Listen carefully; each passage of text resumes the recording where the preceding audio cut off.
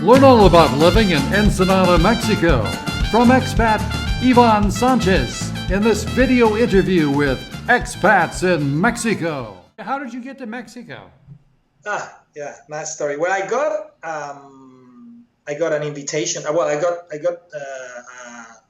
job offer like 8 years ago from the same university where I am, but it didn't work because I didn't have my PhD yet. So, And what is that university? It's Universidad Autónoma de Baja California. Okay. So it's in okay. Yeah, Ensenada. The university has 3 campuses. The main one is in Mexicali. The second most important is Tijuana, obviously, because it's a bigger city. And in Ensenada, I joined a very nice project of, supposedly they hired me because my expertise is on teaching Spanish to U.S. students. Okay? That's my dissertation about. And so they hired me to increase the opportunities and maybe create a postgraduate studies on Spanish as a second language for U.S. students to come here, students or teachers who want to get trained for their teaching practice back in the U.S. So basically, the reason of hiring me was this one. So what was it about Ensenada that you found so appealing? Well, first, the academic opportunity they give me because I am a faculty now, which is like now I have a fixed job. Now I am over my 40s. Well, I got a fixed job because I have to settle down a bit. It's time for that. I married again 4 years ago already. Yeah, and my wife is planning to come with me and live here in January. So I go for the Christmas, and then she will be coming back with me. And Ensenada offers me the position, which is an upgrade, very good upgrade. Possibilities of promoting myself, not even in the academic environment, but also because I see Ensenada as a big opportunity for offering these relocation services. Because there's plenty of expats, and they are lacking of a good service of relocation. And not only because they have to deal with real estate agents. Not many of them speak. It calls my attention strongly that not many people speak English in this town, being so close to the frontier. Oh, that's interesting. Yeah, it happens also in some other countries. Normally, you would expect that next to the border, you will find better bilingual environment, but nothing like that. But it's also a very nice place to live. It's I surf, so here I am. And yeah, and the food. They call it the Mediterranean, the Mexican Mediterranean area. They have the vineyards. They have the Valle de Guadalupe. It's an amazing area, and the food is very similar. I didn't have to change my diet, so I eat the same. I cook the same. I feel like home. They have olive oil here. They have olive trees all around. The weather is fantastic. It's pretty much like it's very, very similar to my hometown area and the coast, because Sevilla is very close to the coast. It's 100 kilometers away, so it's not that far. And all that made my wife and I take the step. Yeah. So where are you living in Ensenada? I live very close to the university in a residential area which is called Valle Dorado, and the campus is like 4 blocks away from here. So I got a bicycle. Great, that's perfect. Yeah, and I'm looking for a car, but I haven't found the car yet. But it's coming, and for the moment I'm teaching online.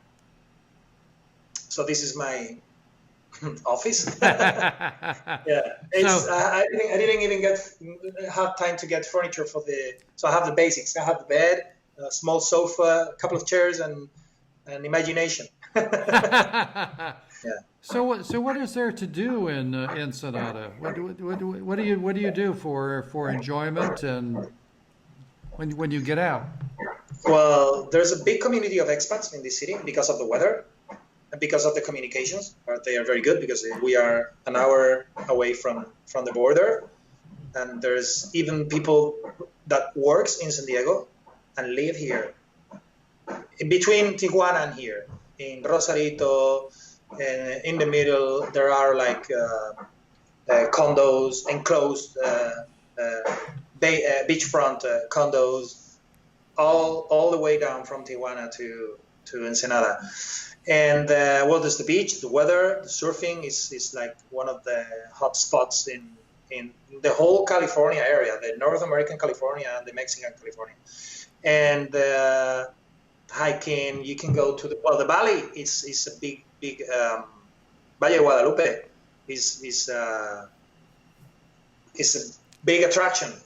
It's the biggest, I think. I think it's the biggest now. Yeah, there are beautiful hotels, there's beautiful vineyards, and the weather is good. The sunsets are beautiful. You can sit down on a terrace to have dinner, watching the sunset. There's like in vogue bars now. People go there. You know, it's a whole show off there. How far is it to? How long of a drive is it over to? 20 kilometers. 20 kilometers. Yeah. That's it. So it takes what? That's Maybe it. half an hour? Maybe less. Less. Wow. Yeah. And Ensenada's a good sized city too, right? Yeah, it's a good size. It's like let's say over 500,000 inhabitants. Yeah. People is nice. It's not that dangerous. It's pretty safe. I mean, if you know where to hang out, obviously. Sure. But yeah, and I mean, it's way safer than Tijuana. And there's good shopping there and restaurants and yes, where you can make a really good life there. You can make a really good life, and also the food is amazing. It's 80% organic, which is an upgrade too. And there are cruises that come, not now because of the COVID, but there's a big port. It's the second most important port of Mexico. It's a major port for moving goods into Mexico and exporting goods to Mexico. Tourism. As well as tourism, yeah. A lot of weekend tours from LA and the West Coast, particularly. And actually stop along the way for tours that are ship tours that go all the way down to exactly. Acapulco and that area there. So, do you have a lot of expat friends? Have you run into many? I met a couple of friends already from Oregon, but they don't live in Ensenada. They live in Cuatro Casas, which is like a little village. Not even a village. It's like well, as the name says, Cuatro Casas, 4 houses. Like. Oh, really? Yeah, Cuatro Casas. Do they live on the coast? Are they? They live on the coast by the shore. There are like a few plots with trails, RV, camping, and houses. And there is a little hotel.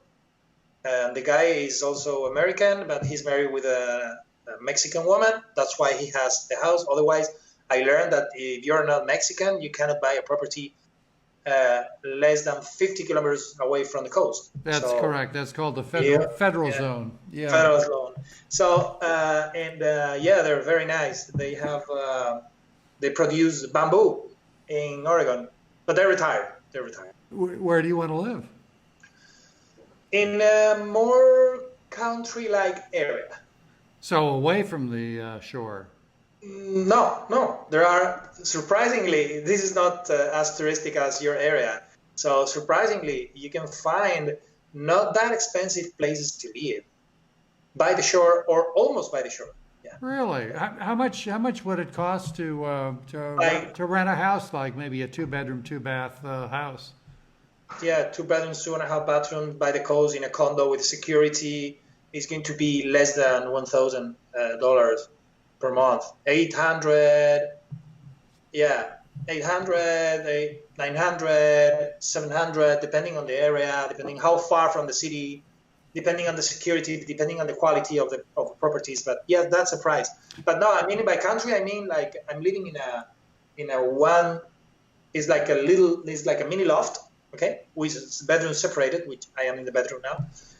But I want to have like at least a little patio, you know. Yeah. A little patio or a little yard or some small piece of grass. Yeah. Yeah. You know? So how much would it cost, do you think, to live down there? Like, what kind of monthly budget for, let's say, a couple who wanted to retire down there? A couple who wants to retire, well, taking this as like, for example, the place I live, like the cheapest and nicest, being still nice, you can get. I'm paying a few bucks. I'm paying 400 400 yeah. US dollars. Yes, 400 US dollars. And I have everything included: gas, internet, water, electricity, everything. And this is what I pay. Yeah. If you want to live in an individual house, okay, yeah, in a condo like the ones I told you in La Jolla area, go on the way south, on the way to La Bufadora, which is a more like it's a quieter area. It's not that city, you know. Well, my street is very quiet because it's not a passing street. Right. So, so this area is south of the downtown area. I'm in the middle, and that area is on the south of the downtown area, and or even the El Sausal, which is on the way to Tijuana, which is cliffs. It's like like they call it like lomas, you know, little mountains, and you're separated from the beach, but you have ocean views from the hills, and that area is also very nice. And they pay between 10,000 and 14,000 pesos, which I'm lost now, but I'm not very good at maths. Neither am I. Yes. Well, yeah, 14,000 is probably about 700 US dollars. So yeah, but that's the price. No more than. I mean, you can live in luxury for 20,000. 20,000 pesos. Yes. Yeah. Well, that's fantastic. Well, listen.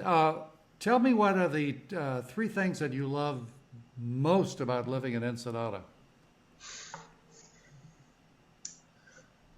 The weather and the nature, obviously, and the food, and the fact that it's very close to the United States. My expertise is on analyzing languages in contact, so I'm in the best place I could be. If had I dreamed a position like this one, I wouldn't be so accurate. Like the position they gave me. Not for the salary for the moment, because I can't promote, obviously. And when you start, you have to pay your dues, and I'm paying them. Yeah. But yes, for the opportunities that give me, not only professionally but personally, because I really love being around people from different environments and from different origins. That really turns me on. I mean, I love it. I enjoy it a lot because I'm a continuous learner. So this is a place where you can find people from there's history. I mean, the history of the city has people that came from Japan. The sushi here is great. Wow. The tuna, they have tuna farms here. You have Russian origin people, French, Spanish, U.S. citizens, and Mexicans. So it's a really polyglot city. It's a small melting pot, yes. Yeah, wow. Hey, listen, Ivan, I really appreciate you taking the time this afternoon to tell us a little bit about yourself and Ensenada. Thank you.